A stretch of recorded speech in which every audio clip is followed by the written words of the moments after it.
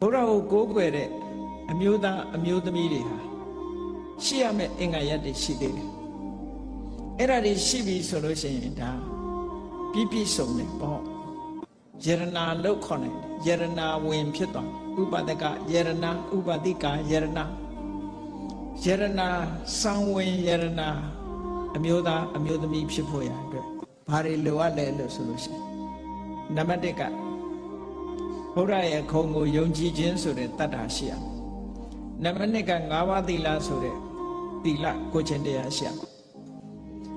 နံပါတ်3ကဘာလဲလို့ဆိုရင်လောကီမင်္ဂလာတွေကိုမယုံအောင်ကောတုဟလမင်္ဂလာလို့ခေါ်တယ်လောကီမင်္ဂလာတွေကိုမယုံမဲနဲ့ကံကိုပဲယုံရမယ်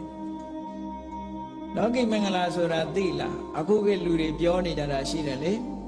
ဟဲ့ပန်းသီးဖျားတင်လို့ရှိရင်ပန်းတတ်တယ်တဲ့မတင်ဘူးကြာပန်းလူလို့ကြာတယ်ပေါ့မြန်မြန်မအောင်ဘူးလို့အဲ့ဒါတွေကလောကီမင်္ဂလာတွေခေါ်တယ်နော်လောကီမင်္ဂလာတွေခေါ်တယ်အဲ့ဒါမျိုးတွေကိုမယုံရဘူးတဲ့မြန်မြန်ကြီးပွားခြင်းလို့နေချင်းညာချင်းကြီးပွားခြင်းလို့ဂျင်းမင်ဆိုင်တဲ့အကြံအောင်လို့ကြံဆိုင်တဲ့နော်လေအဲ့ဒီလူဟာတွေကိုယုံကြည်နေမယ်ဆိုလို့ရှိရင်ဥပဒကပိပိသဥပဒကယေရနာတော်ဝင်ဥပဒကမဖြစ်ဘူးတဲ့ကံကိုပဲယုံကြည်ရမယ်ကိုလုံးထာကောင်းတဲ့ကံလားကုသိုလ်လားအကုသိုလ်လားဒါပဲသိရမယ်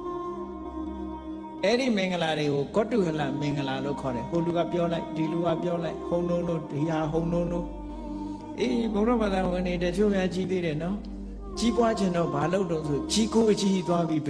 ရိစိတ်ရတာနဲ့သေးသေးစိတ်ရင်သေးမှဆိုလို့လားမသိဘူးနော်